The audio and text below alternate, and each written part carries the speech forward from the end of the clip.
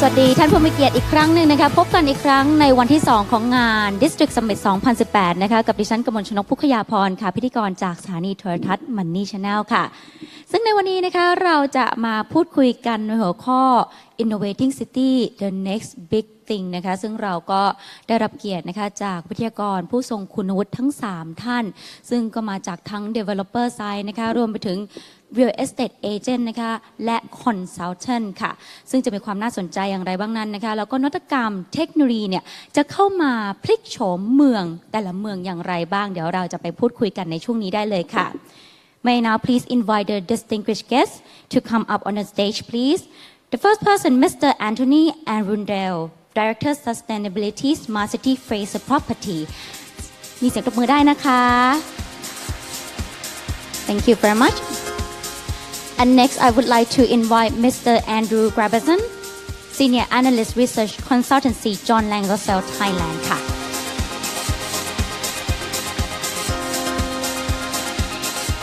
Last but not least, I would like to invite Mr. Chanchai Tanatkatrakul, Principal and Country Head of Roland Berger, Thailand Office และดิฉันนะคะก็จะทำหน้าที่เป็น Moderator ในช่วงนี้นะคะมาพูดคุยกันกับสุภาพบุรุษนะคะทั้ง3ท่านเลย Okay, so a very good afternoon to all of you, and I would say that how lucky I am to be able to sit with these 3 smart gentlemen on a Valentine's Day like this. รู้สึกดีใจมากนะคะมีโอกาสได้มาพูดคุยกับทั้ง3หนุ่มนะคะในวันแห่งความรักแบบนี้นะคะ So we have like a 4 set of questions that we're going to be talking about how innovation and technology would change the city and because you are all from like different backgrounds so it would be interesting to get a perspective from each of you so I would like to ask each of the question to each of you The first question I would like to ask Mr. Anthony about the position of Bangkok. Where are we in terms of the trend of investment in real estate development project compared to others in the ASEAN region? Are we competitive and how and in what way? Well, I actually think that Bangkok and Thailand is very competitive in the real estate market in terms of new projects, but you need to determine where those projects are in terms of the target market or focus.So, for example, residential market has different aspects and requirements to office, to retail, for example. I feel that for many different markets within Thailand, especially within Bangkok, if you look at what happens in Singapore or Hong Kong, there's a lot of different support from different agencies in terms of technology, in terms of driving or enabling technologies in real estate. And I think that's changed the landscape, and Thailand may be a little bit behind in that aspect.Okay, thank you very much, Mr. Anthony. Moving on to Mr. Andrew. In like a agent point of view, real estate agent point of view, what do you think about the Bangkok position comparing to other country in the ASEAN region? I think Anthony has touched on a couple of very important points.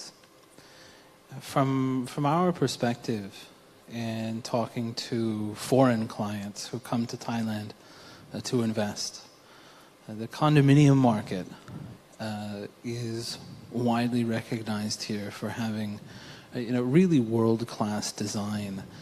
And what I mean is, I mean that in terms of the efficiency, the layout, the very basic elements that make a project livable relative to most of the rest of Asia Pacific, if not other parts of the world. And I think globally,Probably everyone in the audience here sitting in Siam today, we can appreciate Bangkok is very much on the global cutting edge when it comes to retail concepts, design, and so on. But Anthony, his last point is very important. In markets where we see technology and we see innovation,creeping into urban development, making better cities. There really needs to be not only a strong public sector push, but strong public-private partnerships like the NEA is now trying to do. Okay, thank you very much, Mr. Andrew. That's a very interesting point about the innovation and technology that how it's gonna has an impact on the cities. But then I would like to move to Mr. Chanchai first for the consumer point of view. What is your view on this question?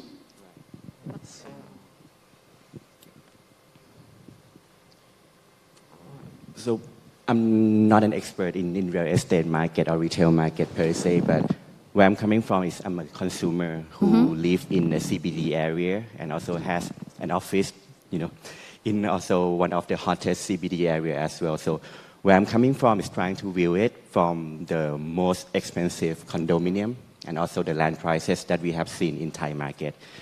As you can see from this chart, you see that pretty much, maybe need to go back. Yep, okay. So for the condominium market, we already see that the most expensive one is at 600,000 Thai baht per square meter. And where does it compare to the rest of the APAC? I'm not only looking at the Indonesia, Kuala Lumpur or Singapore, but I'm also looking for the broader cities, the prominent cities out there. And looking from this perspective, we see that we are quite competitive, as both gentlemen mentioned previously. But if we look at another angle from a broader retail perspective, the land acquisition cost, we see that year by year, the price of land acquisition cost, be it the British Embassy Part 1, Australian Embassy, or finally the British Embassy Part 2, we see the price increase and now reaching 3 million baht per square wa. And where does it stand comparing to the rest of the APAC cities? See the similar trend. So I think that competitiveness, we are at the level where we can compete with the major cities, interesting city out there in APAC. Okay, thank you very much. And before we started the session, I also had a chance to talk to Mr. Chanchai, and you are taking care of like a certain project, which is like 6 smart cities, Chiang Mai, Phuket, Khon Kaen, and then the 3 cities in the EEC, right? Which is Chonburi, Chachoengsao, and then Rayong. So I would like to touch on the innovation aspect. So what we have heard much about the smart cities as going to be like a major driver to drive the economy of Thailand to be a Thailand 4.0. So, and when we now talking about the innovation city as well, I would like to ask you, in your point of view, what is the similarity or differences between these 2 words, the smart cities and the innovating city? So in my own interpretation, the city innovation cover a broader perspective. One area is related to technology, which smart city also touch upon. The second area is also something that is creative, innovative. It might not have to be with technology or state-of-the-art innovation. Yes. But it relates to human. So both city innovation and smart city are come up because, people want to use this to solve their life. One of the key examples that I think city innovation can really showcase it well is in this one. What do you see in this picture? I'm not sure. What is it then? Could you tell us? It's pretty much It's like an empty land. Empty land, deserted land. So this is the before picture. Okay. And I'm touching on the city innovation. This is the picture after. So it doesn't have anything to do with technology or anything like that, but just pretty much tweaking of the mindset to make sure that the people can live in a better way. People can adapt their social activities and also their diversity and culture to live in here. And this is taking place in Thailand, right? This is at Klong Toei, slum Klong Toei. Okay. And this is the award winning by AP Property. It's interesting how they changed the deserted land to be Exactly. a So very useful one. typically people would think that, a football field must be a rectangle shape, but, who define it? Do we need to stick to it? And can we think outside the box and be innovative about it? And another example, so what do you see about this picture? River and buildings and also the deserted kind of the construction. This is actually in South Korea. I don't know whether I pronounce the name correctly or not, so I will skip it. But this is one of the most visited tourist attraction in South Korea now. Technology element, yes, there is, but innovative, cutting-edge element to rethink how you use the canal to attract people, to make sure that all walks of life can come in, how you can see the change in culture and also diversity of your people in South Korea and also the foreign tourists going there. So I think these two are the key things that I want to highlight here. That is a very interesting point, how they changed the city, not only using the innovation or the technology, but also the mindset of the people and how they transform the thing to be a better place for everyone. So, Mr. Anthony, do you have any view on that as well? Yes, I agree with Chanchai in that smart city means many different things to many different people. Okay. You have smart energy, you have smart buildings, you have smart grids, you have smart citizens. A lot of the smart city projects around the world are aimed at more government or municipal organizations. And when we talk about city innovation projects, it's more about taking technology or ideas or thoughts that are outside the box and seeing how we can actually make them more human to people's everyday lives and how we can actually impact a better life for people. So innovation cities and along the innovation corridor along Rama 4 is very important to be able to change Bangkok's landscape as well as be able to change people's lives from ordinary people up to government or other people or visitors that attend or participate in Bangkok. So we see that smart technology complements city innovation. They work hand in hand together. We think there is a little bit of a different tweak in terms of technology and how you can use that, but what we believe really strongly is that both smart technology or smart cities and city innovation projects will need to benefit the lives of all participants within the district or the community. Yes. They should be measurable so that if we do a project, we should be able to measure the outcome, whether it's a CSR project or whether it's community or financial services or benefits to different groups. So we're on the same page, I think.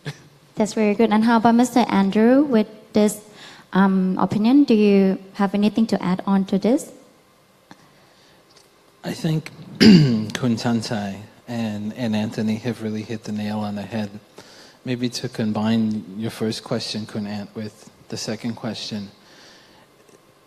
For a city to be both smart and innovative, again, I'd like to come back to the importance of relationships between the public and the private sector.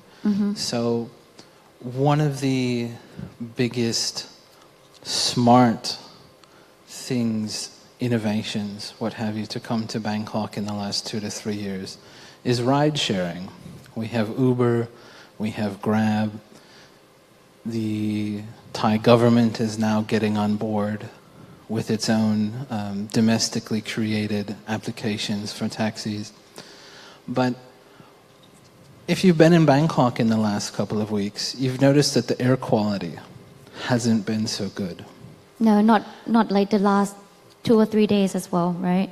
And if you've been in Bangkok in the last 2 or 3 or 20 or 30 years, you'll notice that the traffic congestion is not so good. Okay. If we can take the data that are being collected by Grab, by Uber, by other applications, regardless of who's developing them, and we can get intergovernmental cooperation, we can dramatically reduce traffic in Bangkok. And that will improve all of our qualities of life in many different ways. And that's real innovation and smart city. That's the human element and the machine element coming together, and that's what we need to work towards. Okay, but then that may sound easy when said out, but then when you have to implement it, it might have to take some more, action and also effort as well. But then, so is Bangkok, can we call Bangkok like a innovating city, Kun Chanchai? What do you think about that? Or are we close to the innovating city or smart city at least? I think we are trying to get there. Infrastructure-wise, we see a lot of construction. Real Yes. estate-wise, we see a lot of cranes, building operation under construction. But another important thing that I can see that can move Bangkok or other key cities in Thailand to be a smart city is just like Andrew mentioned that the public-private partnership collaboration, which I think is the key success factor. And one thing I noticed from the yesterday session is that in Thailand nowadays we not only have the drive from the government or public sector alone. That's right. We already see the initiative coming from the private sector. I'm talking about the representative from each province. So be it the city development of each province, Chiang Mai, Phuket, Khon Kaen, and the likes of them. So these are pretty much one of the interesting angle where I have not seen it before. Normally when we talk about PPP collaboration, these things started and stem from the government, be it the policy, be it the public money, but never came from private sector. But this thing, the city development agency or entities are pretty much reshaping the thinking one more time. In startup ecosystem, we talk about crowdfunding. This is exactly this model where we bring the good business people who have the same collective mindset to drive the development in their own neighborhood, come to do the crowdfunding together, go to the government not only to ask, not to ask for money, but basically ask for the government to debottleneck the policy or the regulation that they cannot solve as a private sector agency. So I think this is an interesting move where I can see that not only Bangkok but other key cities in Thailand can create a good momentum for the rest of the the countries to follow. Yes, because from now on, it's not only that we don't have to rely on the government side, but then of course that we all have to put in an effort to try to develop and then to improve the cities as well. Kun Anthony, you have anything to add on to that? Yeah, I think that we can't solely rely on PPP and the government. I think it's very important that we have government support. But technology is going to come to Bangkok and Thailand and the rest of the world, whether you like it or not. Things will change. Yes. It's how we adapt to that change and how we can, improve the way technology gets integrated into common day or everyday services and people's lives. When we look at, for example, I think what we're doing in terms of infrastructure, there's no way we could wait for the government to say, come along. I think that would be a disaster for everybody. I think we have to, as a private sector, we have to actually lead that initiative. We have to encourage, I think, getting rid of bottlenecks and policy which slows things down will be a key point going forward. And I also think that, looking at what Thailand's done to date, just some of the images that you showed about Klong Toi, Thailand's very innovative. They've got fantastic people and fantastic resource. It's how we can actually get better productivity and how we can use that resource going forward and take advantage of new technology, I think will be the future. And I think that's what we need to try to work together to develop and promulgate. And what the NIA is doing with the Innovation Corridor, is extremely advanced from what I can see. Yes. It's an initiative that has really grown and getting more momentum and getting more people interested in Thailand, in Rama 4 and what's being developed. I think we just got to continue with that momentum. Okay. And I would like to ask you more in your point of view as a developer. You have been developing a lot of real estate projects in Thailand, right? Back now and then, how do you see technology or innovation have an impact on the projects? Do you see it as an opportunity or do you see it as a disruptive technology? I think when you talk about technology, there's so many different facets. So you have materials in terms of construction material. You have policies or code changes. I think Thailand just announced the BEC change. So there's more emphasis on sustainability, on how we can actually, produce better products, safer for the community, safer for everybody, and more aesthetic and better looking solutions. So I think, going forward, technology is going to be a key driver. You talk about smart homes, smart buildings. That will not change. It's only going to improve as time goes on. And I think that's part of the cycle, improving the way we do things better. Okay, thank you very much. And move on to the Kun Andrew. How long have you been living in Thailand or Bangkok for? ประมาณ7 ปีครับ พูดไทยได้ไหมคะ ไม่ได้ครับ Okay, so we're gonna stick with the English. Then, how do you see Bangkok now? Do you see it as a innovation city or smart city? What is your view on that? Great question. I think that the first time that I came to Thailand was about 10 years ago. And I spent 3 months as an intern with Roland, the Mass Transit Authority, Oh, okay. working on public-private partnership, the infrastructure finance research. And during that period, I lived in Hoi Quang, not so far from the Roland office.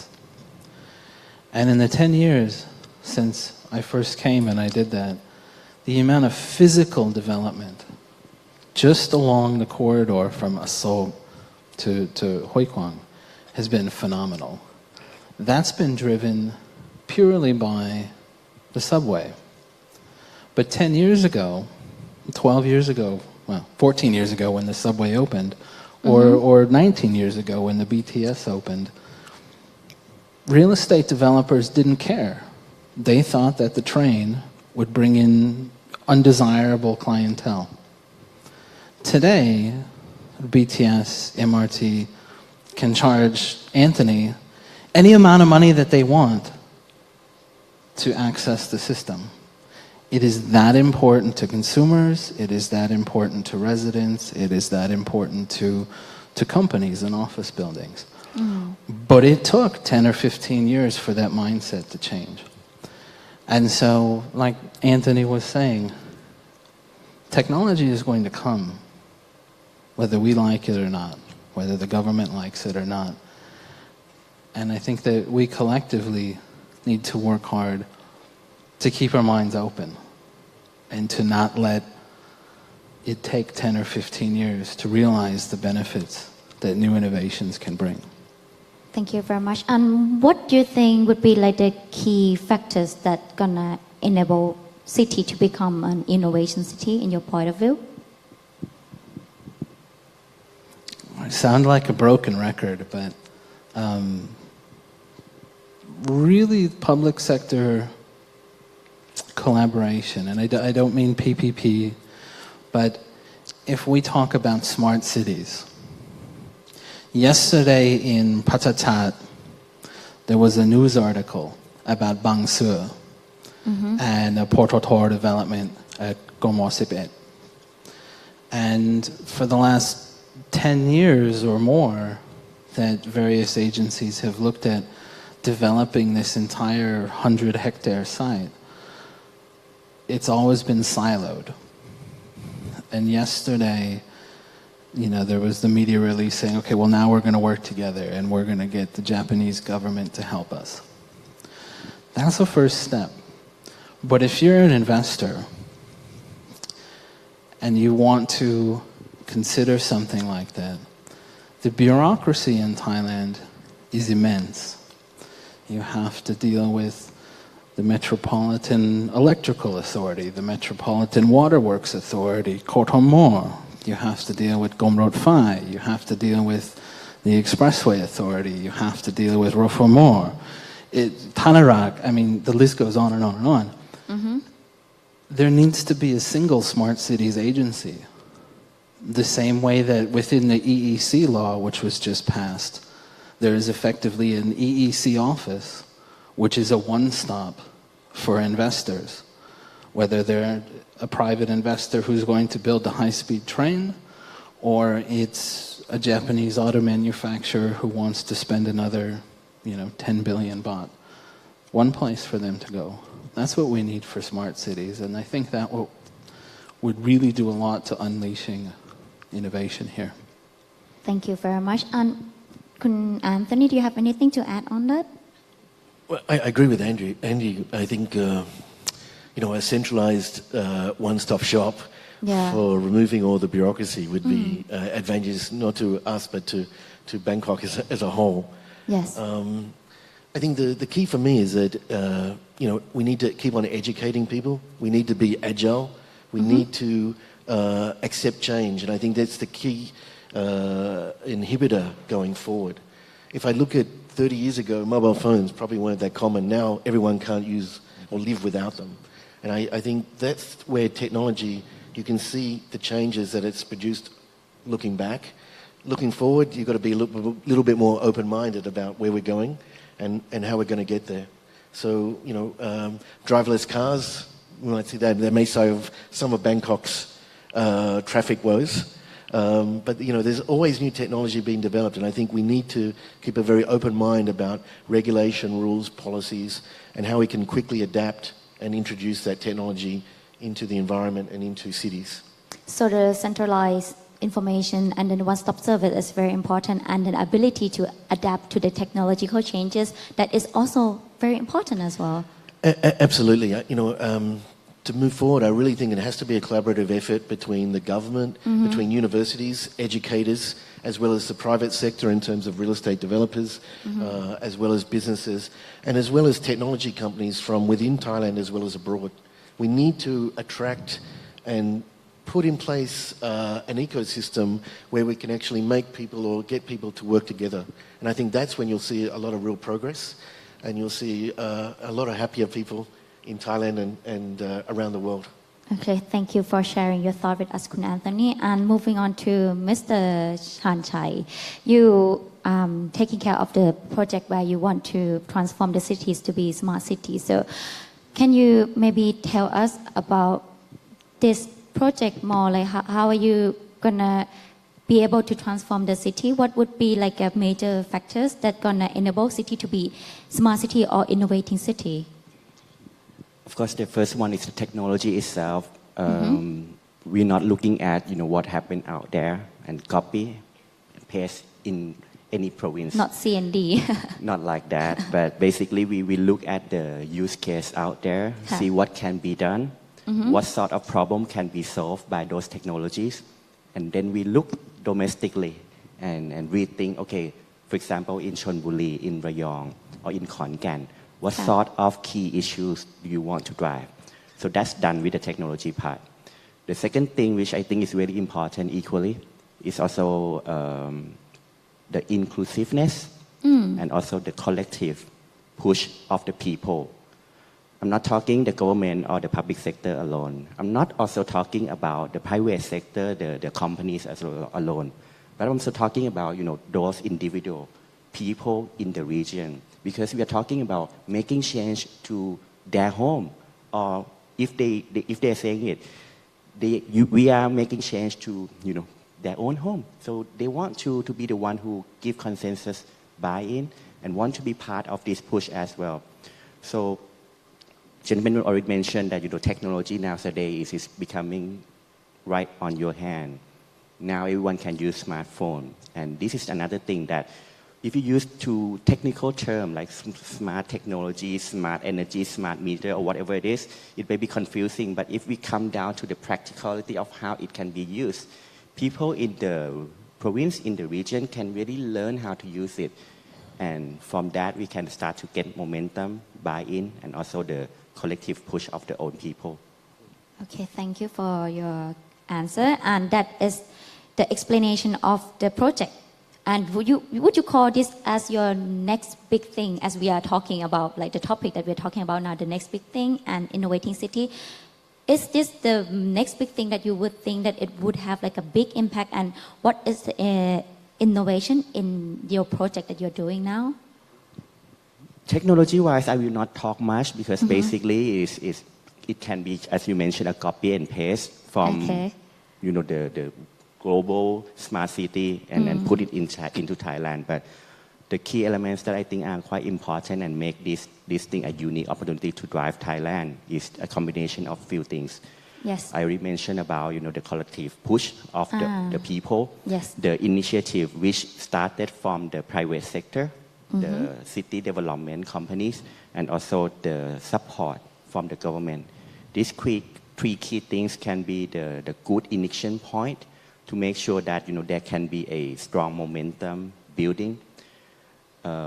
we see the case that people in Khon Kaen learn from Chiang Mai, go to visit Phuket to see how each province are doing. But we are not only talking about 6 provinces. There are still 70 provinces out there waiting to see what can be done and apply to their hometown.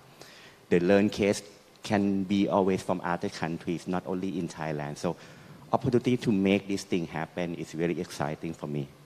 That's an interesting opportunity. And what about challenges? Challenge, I would have to agree with the bureaucracy because, imagine we're now talking about 6 first pilot smart cities in Thailand, but if this scale up and we see 20, we see 30 smart cities come to the government, one government trying to debottleneck their issues, regulation, legal, law, or anything, will the government be agile enough to solve that kind of thing? Because each province has their own issue, which might not be copy-placeable. Okay, thank you very much. And moving to Mr. Anthony, what project would you call it as a next big thing for you? Well, the project we're working on at the moment is One Bangkok, which is a very large mixed-use project in Bangkok. That is like the largest investment, Absolutely. real estate, private, right? Correct, yeah. It will be one of the largest mixed-use projects within the region. 120 million baht, is that right? 120 billion baht, yes, Ah, approximately. okay. About 1.83 million square meters of GFA. So we have hotels, we have offices, we have retail. Yep. We basically, from an innovative and smart city perspective, we've placed a huge emphasis on how we can actually introduce technology seamlessly into our mixed-use development.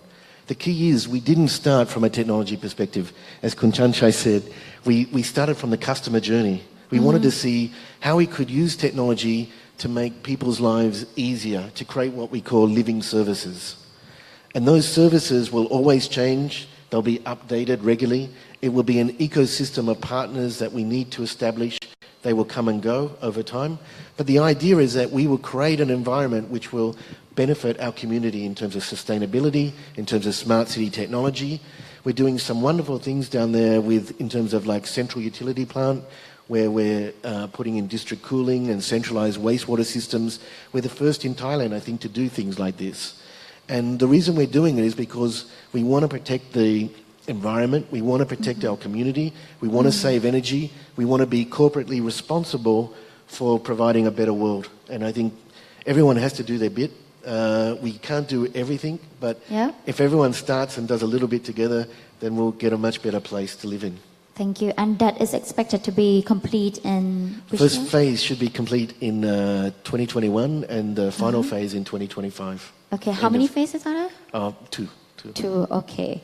And if once it's completed, how do you think it's going to change the position of Bangkok in terms of the real estate development comparing to the region as well? I think if you look at the current locations of like Siam Paragon is quite a central hub.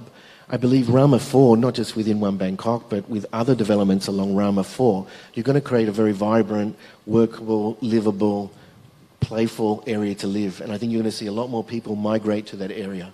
I mean, just the natural transition or transition in the area with, for example, Lumpini Park and some of the other locations within their vicinity, I think is really going to change Bangkok. You're going to see that One Bangkok region is going to be a new central hub, a new central living space for people to visit, to come and work, to come and play.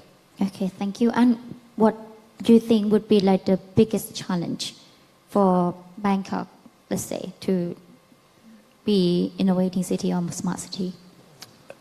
For me, I think you can see that with Thailand 4.0, the government's got a clear policy to try and improve the living conditions for people in Bangkok as well as outside in Thailand. I think the smart city initiatives that they've done in the provinces is a great step. Yes. I think communication, education, and maybe a more flexible government policy would be fantastic places to start to drive innovation and also to drive the adoption of new technology in Thailand and Bangkok. Okay, thank you for your answer. And moving on to Mr. Andrew, what project would you consider as the next big thing for you, and what is the innovative aspect to that? Sorry, Anthony, I don't think it's one Bangkok. Oh, okay. So what is your thought on that? I don't think there is a single project that embodies everything that we're talking about, because it's not a project, it's a mindset. Okay. So Kun Chanchai showed the very famous example from Seoul in Korea, where they tore down an urban expressway that cut through the heart of the city. They restored the river and made it a park.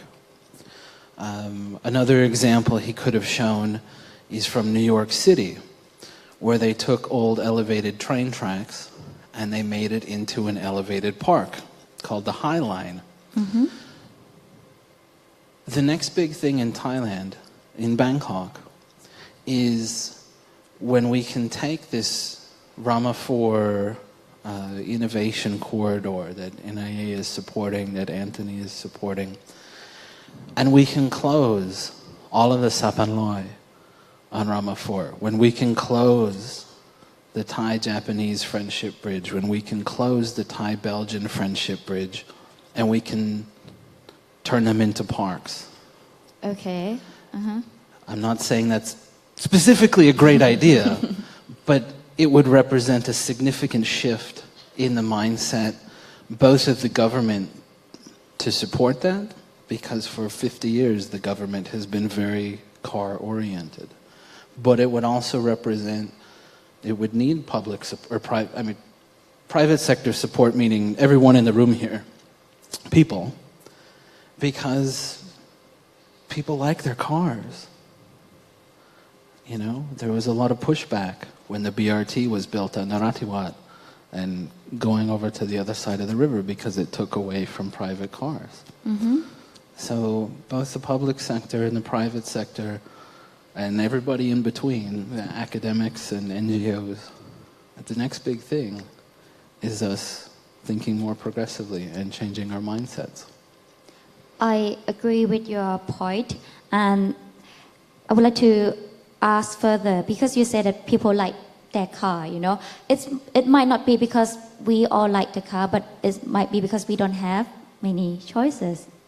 For example, right, the BTS is concentrated in the central area, and you can see the buses in Thailand as well, that we don't really know when is it going to come, is it going to be delayed or anything like that, you know. It's something that is I see is challenges in terms of like if you want to change or you transform the city.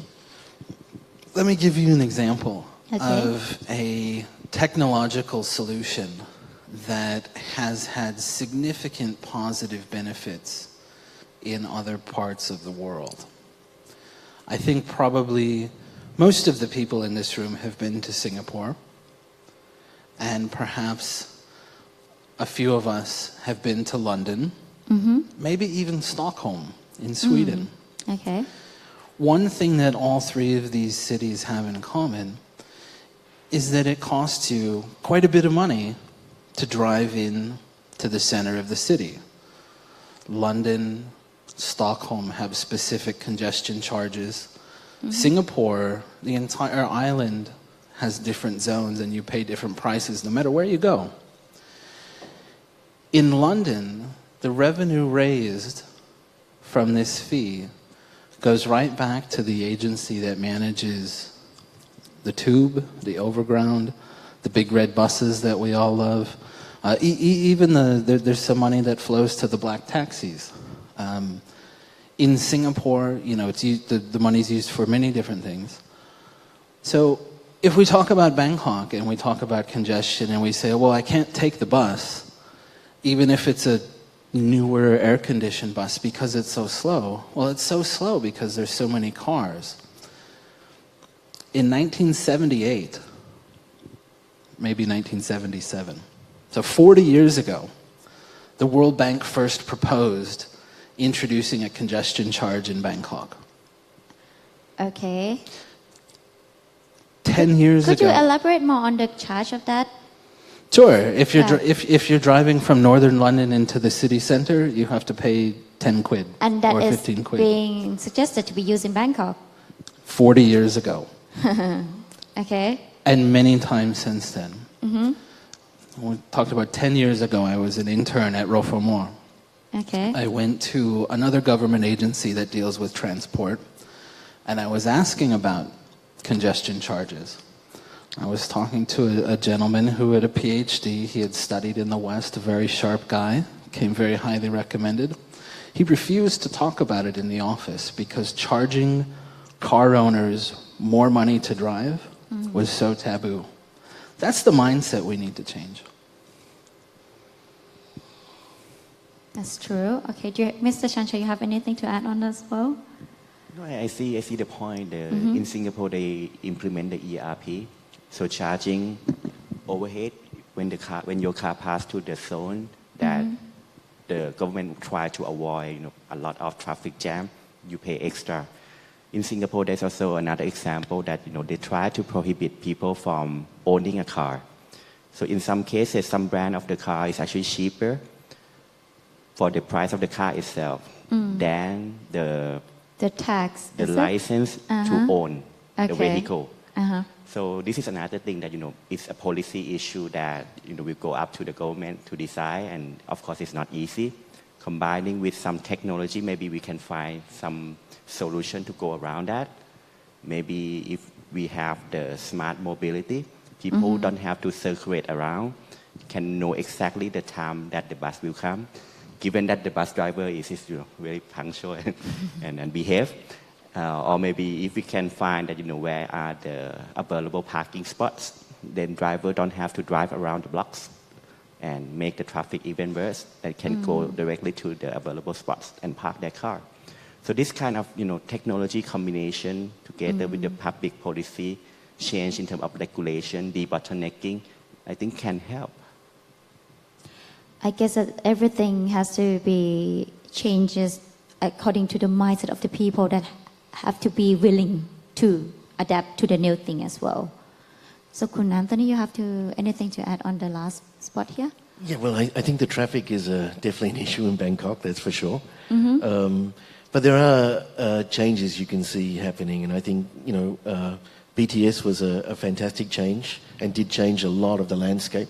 MRT also. New technology will definitely come, whether it's be autonomous vehicles. I think if you have autonomous vehicles, for example, you'll see more car sharing. I think one thing in Bangkok you don't see people is share their cars. I think those type of mindset changes might be a small step towards changing the congestion and the traffic conditions within Bangkok. But infrastructure projects will probably be needed to continue to be expanded, and hopefully we'll see more infrastructure projects throughout Bangkok and throughout the region to improve people's lives and connectivity and mobility. Okay, so that's it then for today's session. Thank you all of you for sharing interesting insights with us for today. Thank you very much. ขอบคุณครับ ค่ะขอบคุณมากค่ะโอเคก็ทั้งหมดนี้นะคะก็คือช่วงของงานสัมมนานะคะในเรื่องของ Innovating City The Next Big Thing นะคะที่ทั้งคุณแอนโทนีคุณแอนดรูแล้วก็คุณชาญชัยก็ได้มาแชร์ให้พวกเราฟังนะคะถึงประสบการณ์ว่าถ้าเกิดว่านวัตกรรมนะคะและเทคโนโลยีนั้นเข้ามาเปลี่ยนเมืองหนึ่งอย่างเช่นกรุงเทพมหานครเนี่ยเราจะเป็นไปในทิศทางไหนแล้วมีปัจจัยอะไรบ้างที่จะส่งเสริมให้เกิดการเปลี่ยนแปลงที่ประสบความสำเร็จได้นะคะวันนี้กมลชนก พุกขยาพรนะคะก็ขอลาไปก่อนแล้วก็ขอบคุณทุกท่านด้วยค่ะสวัสดีค่ะค่ะและต้องขอบคุณนะคะกับ Moderator ของเราด้วยนะคะคุณกมลชนก